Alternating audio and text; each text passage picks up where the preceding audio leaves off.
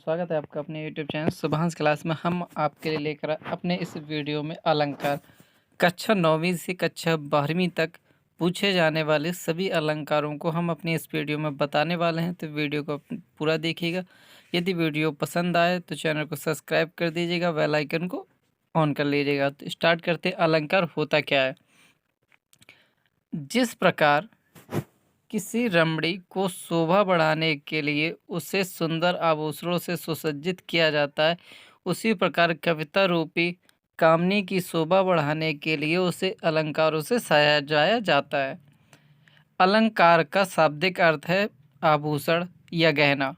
आभूषण द्वारा शरीर को सजाया जाता है जिससे वह अधिक आकर्षित प्रतीत हो। अलंकार द्वारा भाषा में लालित एवं चमत्कार का समावेश होता है। इसकी परिभाषा क्या होती है देख लीजिए। कभी अलंकार की परिभाषा भी पूछ देता है। तो अलंकार की परिभाषा आचार्य दंडी के अनुसार काव्य शोभाकरण धर्मान अलंकार प्रचिते, अर्थात काव्य की शोभा बढ़ाने वाले धर्म को अलंकार कहते हैं। अलंकार के भेद अब आते हैं आपकी परीक्षाओं में पूछने जाने वाले अलंकार। यहाँ से पूछे जाते हैं आपके अलंकारों के भेद कितने होते हैं। तो आपसे परीक्षा में कभी कभी 1 नंबर में पूछ लिया जाता है तो अलंकार के भेद कितने होते हैं। तो अलंकार के 3 भेद होते हैं। कितने होते हैं? 3 भेद। पहला अलंकार है शब्दालंकार, अर्थालंकार, उभयालंकार। तो 3 होते हैं, शब्दालंकार, अर्थालंकार और उभयालंकार। तो शब्दालंकार क्या होता है? शब्दालंकार काव्य में जहाँ शब्द के द्वारा सौंदर्य में वृद्धि हो जाए वह शब्दालंकार होता है। जैसे अनुप्रास, यमक, श्लेष, पुनरावृत्ति, प्रकाश आदि। तो आपसे पूछ सकता है शब्दालंकार कौन कौन से होते हैं। तो कौन कौन से होते हैं? अनुप्रास, यमक, श्लेष, पुनरावृत्ति, प्रकाश आदि। इसके बाद रूपक अलंकार। ये कक्षा 9वीं में पूछे जाने वाला अलंकार है। रूपक अलंकार। रूपक अलंकार कक्षा 9वीं के लिए है। तो 9वीं वाले विद्यार्थी इसे अच्छी से देखें। काव्य में जहाँ उपमेय में उपमान। स्टूडेंट, हम बताएंगे आपको एक न्यू ऐप के बारे में जो स्टूडेंट्स में काफ़ी पॉपुलर होती जा रही है। चाहे कोई क्वेश्चन हो या डाउट हो या कोई कॉन्सेप्ट ना समझ में आ रहा हो या कोर्स हो, जेई नीट पढ़ाई में कोई दिक्कत आ रही हो, उसका सलूशन है फ्लो ऐप। अपने डाउट को किसी भी टाइम क्लियर करें इन 3 स्टेप। सबसे पहले ऐप को प्ले स्टोर या ऐप स्टोर से डाउनलोड कर लें, अपने फ़ोन नंबर से आसानी से साइन अप करें और क्वेश्चन की पिक लें या टाइप करें। फ्लो ऐप आपको 60 सेकंड में इंडिया के टॉप एक्सपर्ट से लाइव कॉल कनेक्ट कर देगा। यदि आप मेरा कोड यूज करेंगे तो 10% डिस्काउंट मिले। कोड है SCL001, लिंक डिस्क्रिप्शन में आपको मिल जाएगी। मान का आरोप होता है वहाँ रूपक अलंकार होता है। तो रूपक अलंकार क्या होता है? काव्य में जहाँ उपमेय में उपमान का आरोप होता है वहाँ रूपक अलंकार होता है। इसके उदाहरण देख लीजिए। उदाहरण मोस्ट इम्पॉर्टेंट है। जब भी पूछता है तो उदाहरण के साथ ही पूछता है। तो क्या है? चरण सरोज पर खारन लगा। दूसरा उदाहरण है चरण कमल बंदो हरि राई। तीसरा इसी का एग्जाम्पल है। आपको एक एग्जाम्पल लिखना होता है, अंबर पनघट में डूबो। आपको सिर्फ एक एग्जाम्पल लिखना होता है। तो आप एक याद कर लीजिए, चरण कमल बंदो हरि राई। इसके बाद दूसरा अलंकार है शब्दालंकार का उत्प्रेक्षा अलंकार। शब्दालंकार की ये पार्ट है। तो शब्दालंकार में क्या? उत्प्रेक्षा अलंकार। ये भी कक्षा 9वीं के विद्यार्थियों के लिए इम्पोर्टेंट है और कक्षा 9वीं से 12वीं तक के सभी विद्यार्थी देखें। आपके लिए भी जो भी अलंकार आते हैं वो हमने सारे इस वीडियो में बताने वाले हैं। तो वीडियो को पूरा देखिएगा। कक्षा 9वीं के लिए, 10वीं के लिए, 11वीं के लिए और 12वीं के लिए। तो 9वीं के लिए अभी स्टार्टिंग में है उत्प्रेक्षा अलंकार। काव्य में जहाँ उपमेय में उपमान की संभावना व्यक्त की जाती है वहाँ उत्प्रेक्षा अलंकार होता है। काव्य में जहाँ उपमेय में उपमान की संभावना व्यक्त की जाती है वहाँ उत्प्रेक्षा अलंकार होता है। इससे पहचाना कैसे जाता है? पहचानने के लिए ये वाक्य इसमें मिलते हैं हमें। जानू, जानो, मनु, मानो, मनो, ये शब्द आपको मिलते हैं इनसे हम पहचान सकते हैं ये कौन सा अलंकार है।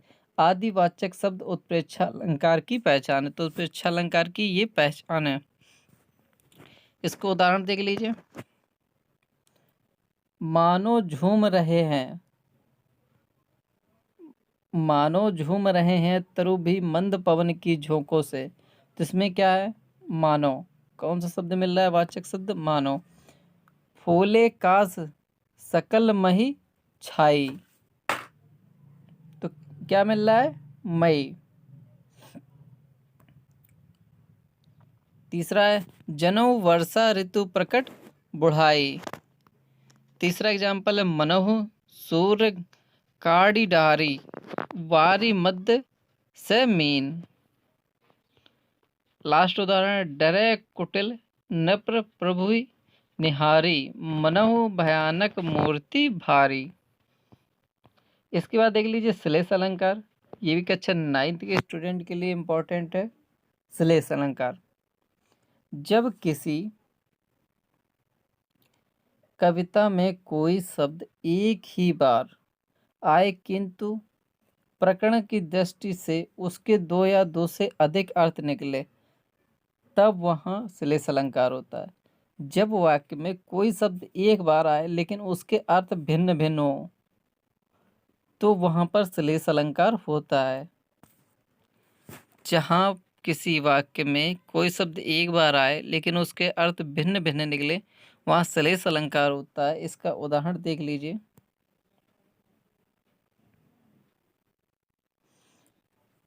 चिरजीवो जोरी जुरै क्यों ना स्नेह गंभीर को घटिए वृष भानुजा के हलघर के वीर। उपमा अलंकार, ये भी कक्षा 9वीं के विद्यार्थियों के लिए इम्पोर्टेंट है। कक्षा 9 में बहुत पूछा जाता है। उपमा अलंकार की परिभाषा लिखिए और इसका एक उदाहरण लिखिए।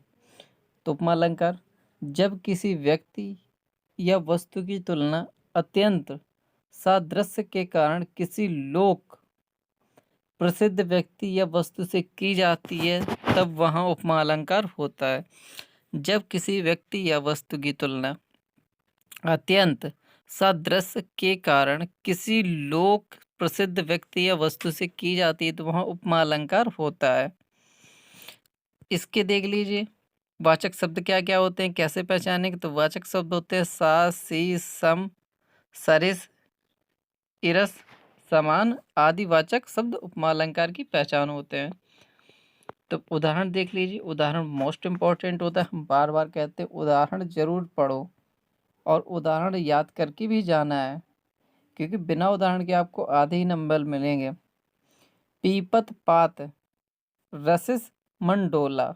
दूसरा है सिंधु सा विस्तृत है अर्थात एक निर्वासित का उत्साह। तीसरा है चरण कमल सम कोमल। चौथा है सीखा का मुख चंद्रमा के समान है। तो यहाँ क्या है, सीता का मुख चंद्रमा के समान है। तो यहाँ क्या है, सीता। बाय मिस्टेक लिख गया है, तो यहाँ क्या है, सीता। अर्थालंकार। नेक्स्ट अलंकार क्या है आपका, दूसरा जो अलंकार था अर्थालंकार। काव्य में जहाँ शब्द के अर्थ के द्वारा सौंदर्य में वृद्धि हो जाए वहाँ अर्थालंकार कहते हैं। काव्य में जहाँ शब्द के अर्थ के द्वारा सौंदर्य में वृद्धि हो जाए वहाँ अर्थालंकार कहते हैं। जैसे देख लीजिए, उपमा रूपक उत्प्रेक्षा, अन्योक्ति, वक्रोक्ति। तो ये देख लीजिए इसके द्वारा कौन कौन से अलंकार आते हैं। उपमा, रूपक, उत्प्रेक्षा, अंत्योक्ति, अतिसंयुक्ति, वक्रोक्ति, उपमा अलंकार। उपमा अलंकार काव्य में जहाँ शब्द और अर्थ दोनों के द्वारा सौंदर्य में वृद्धि हो वहाँ उभयालंकार होता है। वहाँ क्या होता है, उपमा अलंकार होता है। संकर एवं संसृष्टि अलंकार। अनुप्रास अलंकार। नेक्स्ट अलंकार है अनुप्रास अलंकार। जब किसी कविता में व्यंजन वर्ण या वर्णों की दो या दो से अधिक बार प्रवृत्ति होती है वहाँ अनुप्रास अलंकार होता है। अनुप्रास अलंकार कहाँ होता है? जब किसी कविता में व्यंजन या वर्णों की दो या दो से अधिक बार प्रवृत्ति होती है वहाँ अनुप्रास अलंकार होता है। उदाहरण के लिए देख लीजिए, उदाहरण मोस्ट इम्पॉर्टेंट है, मोस्ट इम्पॉर्टेंट है, इसे जरूर पढ़ना है। रघुपति राघव राजा राम पतित पावन सीताराम। तो कितना सिंपल उदाहरण है, इसे नोट कर लीजिए अनुप्रास अलंकार का। इसके बाद यमक अलंकार। यमक अलंकार भी 9वीं कक्षा में पूछा जाता है, तो 9वीं कक्षा के विद्यार्थी इसे बारंबार देखें। जब किसी कविता में कोई शब्द बार बार आए किंतु हर बार उसका अर्थ अलग अलग हो वहाँ यमक अलंकार होता है। यमक अलंकार बहुत पूछा जाता है और बहुत सिंपल भी है। जब किसी कविता में कोई शब्द बार बार आए किंतु हर बार उसका अर्थ अलग अलग हो तो वहाँ यमक अलंकार होता है। तो इसका उदाहरण देख लीजिए, मूर्ति मधुर मनोहर देखी, मूर्ति मधुर मनोहर देखी, भऊ विदे विदे विसेखी। या एक और देख लीजिए,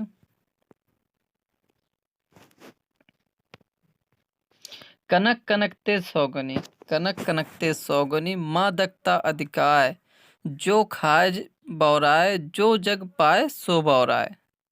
यहाँ पर धतूरे और सोने की तुलना की गई है, उनके दोनों जगह अर्थ अलग अलग हैं।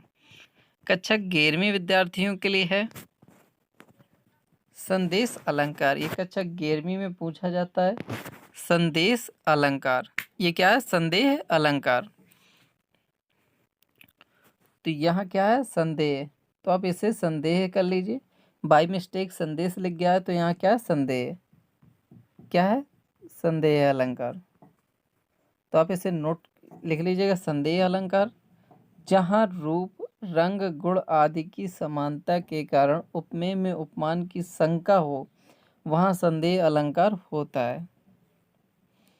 जहाँ रूप रंग गुण आदि की समानता के कारण उपमेय में उपमान की शंका हो वहाँ संदेह अलंकार होता है। उदाहरण,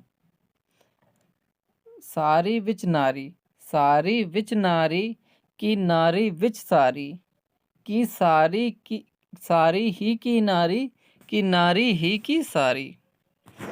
तो बहुत सिंपल एग्जाम्पल है आपके लिए। नेक्स्ट है भ्रांतिमान अलंकार। तो कौन सा? भ्रांतिमान अलंकार। भ्रांतिमान अलंकार ये कक्षा 9वीं के 11वीं के विद्यार्थियों के लिए है। जहाँ प्रस्तुत वस्तु को देखकर किसी विशेष समानता के कारण किसी दूसरे वस्तु का भ्रम हो जाए वहाँ भ्रांति अलंकार होता है। जहाँ प्रस्तुत वस्तु को देखकर किसी विशेष समानता के कारण किसी दूसरे वस्तु का भ्रम हो जाए वहाँ भ्रांतिमान अलंकार होता है। उदाहरण देख लीजिए इसका, बादल से काले काले केसों को देख निराले, बादल से काले काले केसों को देख निराले, नाचा करते हैं हरदम पालतू मोर मतवाले। यहाँ केसों को बादलों की तरह देखा गया है। संदेह अलंकार और भ्रांतिमान अलंकार में अंतर, ये आपकी परीक्षाओं में पूछे जाने वाले हैं, वही टॉपिक लेकर आए हम। अलंकार से जो भी कुछ आता है कक्षा 9वीं से लेकर 12वीं तक सारे टॉपिक हम लेकर आए आपके लिए। तो वीडियो को आपको बस पूरा देखना है। संदेह अलंकार और भ्रांतिमान अलंकार, अंतर क्या होता है दोनों में? संदेह अलंकार में अनिश्चितता या दुविधा की स्थिति बनी रहती है। संदेह में अनिश्चितता या दुविधा की स्थिति बनी रहती है। भ्रांतिमान में झूठा निश्चय हो जाता है। भ्रांतिमान में क्या होता है? झूठा निश्चय हो जाता है। दूसरा पॉइंट है, संदेह के वाचक शब्द हैं शंका, किधो अथवा शायद। भ्रांति में भ्रम के वाचक शब्द हैं भ्रम, भरम, भ्रांति आदि। इसके उदाहरण देख लीजिए। शशि संग पंकजनी फूलिन न सकत है, चंदन के भरम होत मोद है मुकुदनी को।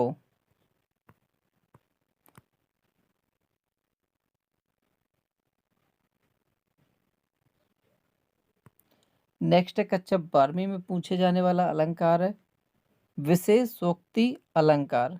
विशेषोक्ति अलंकार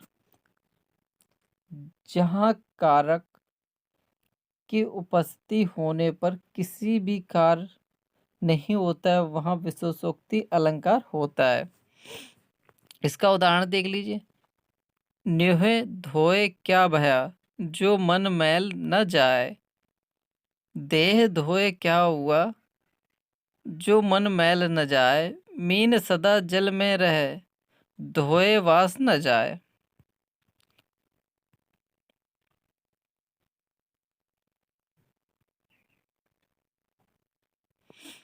नेक्स्ट अलंकार है अपहंतु अलंकार।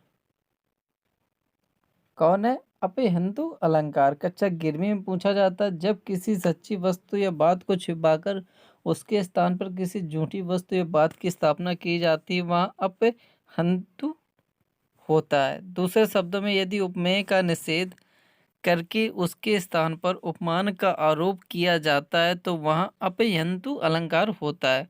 इसका उदाहरण है मैं जो कहा रघुवीर कृपाल, बंधु न होई मोर ये काला। विरोधाभास कक्षा 11वीं में पूछा जाने वाला अलंकार है विरोधाभास अलंकार। जहाँ किसी पदार्थ या गुण क्रिया में वास्तविक विरोध न होते हुए भी विरोध का आभास हो वहाँ विरोधाभास अलंकार होता है। जहाँ किसी पदार्थ या गुण क्रिया में वास्तविक विरोध न होते हुए भी विरोध का आभास होता है वहाँ विरोधाभास अलंकार होता है। उदाहरण देख लीजिए।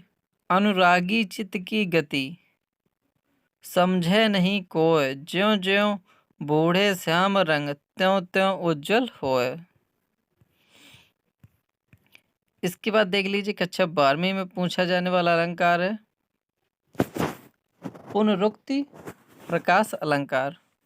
पुनरुक्ति प्रकाश अलंकार काव्य में सौंदर्य की वृद्धि के लिए यह भी शब्द आवृत्ति को पुनरुक्ति प्रकाश कहते हैं।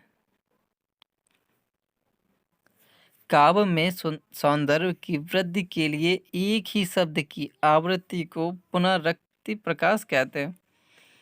थी ठौर ठौर विराय करती, सुर सुंदर नरैया।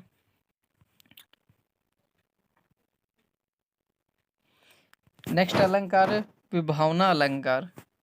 नेक्स्ट अलंकार है विभावना अलंकार। ये कक्षा 12वीं में पूछा जाने वाला जहां कारण के उपस्थित न होने पर भी कार्य की उत्पत्ति का वर्णन किया जाए वहां विभावना अलंकार कहते हैं। जहां कारण के उपस्थित न होने पर भी कार्य की उत्पत्ति का वर्णन किया जाए वहां विभावना अलंकार होता है। उदाहरण देख लीजिए। बिनु पद चले सुनै बिनु काला, बिनु पद चले सुनै बिनु काना। कर बिनु फर्म करे विधि नाना। आनन रहित सकल रस भोगी, बिनु वाणी वक्ता पड़ योगी। नेक्स्ट अलंकार है व्याज निंद अलंकार। व्याज निंदा अलंकार कक्षा 12वीं में पूछा जाने वाला है। जहां स्तुति के बहाने निंदा की जाए वहां व्याज निंदा अलंकार होता है। इसका उदाहरण क्या है। सेमर तू बड़ भाग है, कहाँ सरायो जाए। पक्षी कर फल आस, जो तुही सेवत नित आए। नेक्स्ट अलंकार है कक्षा 12वीं के लिए व्याज स्तुति अलंकार। व्याज स्तुति अलंकार, जहाँ निंदा के बहाने स्तुति की जाए वहाँ व्याज स्तुति अलंकार होता है। इसका उदाहरण देख लीजिए। जमुना तुम अविवेकिनी, कौन लियो यह ढंग, पावनी सो जिन बंधु को, मान करावती भंग। मानवीकरण अलंकार।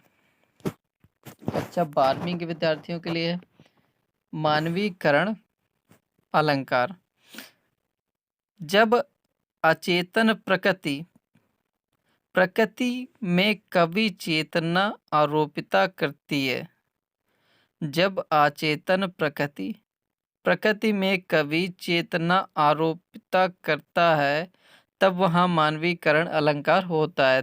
जैसे उदाहरण देख लीजिए। धीरे धीरे हिम आच्छादन हटने लगा, धरातल से लगी अलसाई, मुख धोता शीतल जल में। इसके बाद देख लीजिए अति संयुक्ति अलंकार। कक्षा 10वीं के विद्यार्थियों के लिए है ये। कक्षा 10 में पूछा जाने वाला अलंकार अति संयुक्ति अलंकार, जहाँ लोक सीमा का अतिक्रमण करके किसी वस्तु या विषय का वर्णन बहुत बढ़ा चढ़ाकर किया जाता है, अति संयुक्ति अलंकार कहलाता है। जहाँ लोक सीमा का अतिक्रमण करके किसी वस्तु या विषय का वर्णन बहुत बढ़ा चढ़ाकर किया जाता है, वह अति संयुक्ति अलंकार होता है। उदाहरण देख लीजिए। पड़ी अचानक नदी अपार, घोड़ा कैसे उतरे पार, रावणा ने सोचा इस पार, तब तक चेतक था उस पार।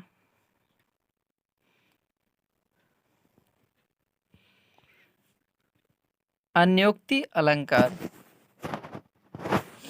अन्योक्ति अलंकार, जहाँ प्रस्तुत के माध्यम से अप्रस्तुत का अर्थ ध्वनित हो जाए वहाँ अंत्योक्ति अलंकार होता है। अर्थात जहाँ किसी बात की सीधे या प्रत्यक्ष न कहकर अप्रत्यक्ष रूप में कहा जाए वहाँ अन्योक्ति अलंकार होता है।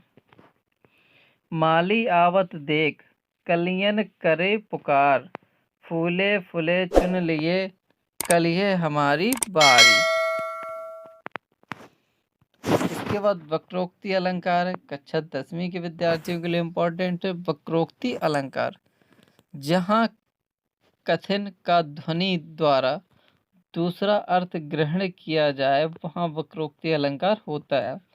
जहाँ कथित का ध्वनि द्वारा दूसरा अर्थ संग्रहण किया जाए वहाँ वक्रोक्ति अलंकार होता है।